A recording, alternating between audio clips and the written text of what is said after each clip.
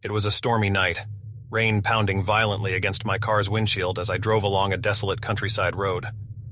My fuel tank was rapidly depleting, and the orange light on the dashboard warned of the imminent danger. I knew I had to find a gas station as soon as possible. Finally, through the thick rain and fog, I saw a dim light emerging from the darkness. A gas station. It was an old and decrepit building, surrounded by bare and eerie trees. Fear rushed through me like a shiver as I approached, but I had no other choice. As I entered the deserted parking lot, a sense of unease enveloped me. The atmosphere was odd, as if something was off. There was no sign of life, no gas attendant in sight. I wondered if it was closed, but the flickering neon lights above the sign read, "Open 24 hours." I decided to take a chance and stepped out of the car, clutching my jacket against the icy rain. The wind whistled through the trees, creating a spectral sound that sent chills down my spine. Cautiously, I made my way towards the gas station's mini-market. As I crossed the threshold, a feeling of being watched washed over me. My eyes scanned the dark and dusty interior, and I thought I glimpsed shadows moving furtively in the penumbra. Fear swallowed a knot in my throat, but I tried to convince myself that it was just my imagination playing tricks on me. I approached the counter and called out, "Is anyone here? I need gasoline." But my call was met with silence. Not a voice, not a sound. Only the ticking of the clock on the wall seemed to mark the passage of time. Deciding to help myself, I reached the gas pumps outside. However, I found something even more unsettling.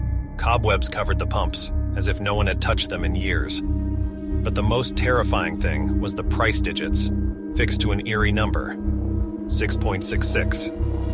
My heart pounded furiously, and a sense of danger engulfed me. I struggled to resist the urge to flee from that cursed place, but I knew I needed fuel to continue my journey.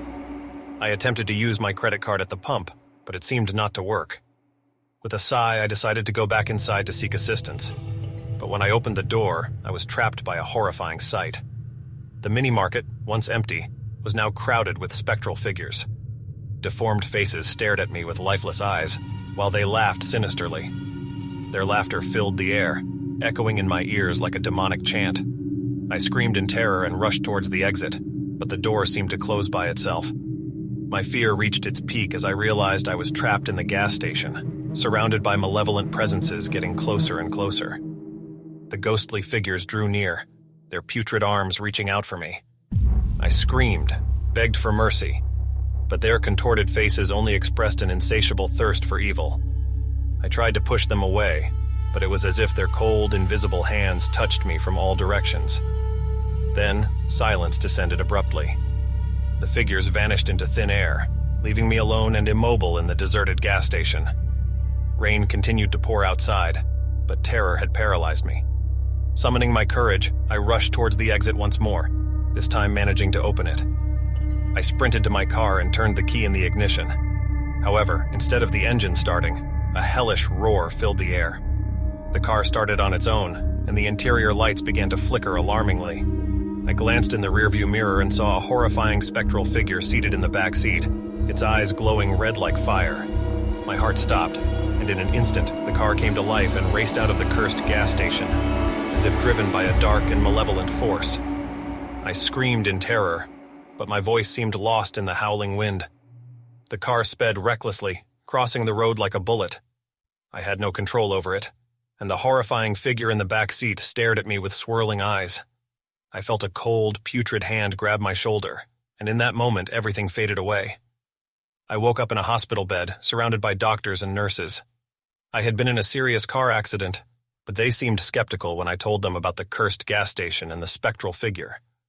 I remained in doubt, but deep inside, I knew what I had experienced was real. The gas station had been the stage for an unspeakable horror, and my life had been irreparably scarred by it.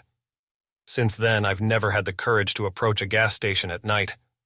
My soul has been shaken by immeasurable terror, and I wonder if the spectral figures are still watching me, ready to claim my soul.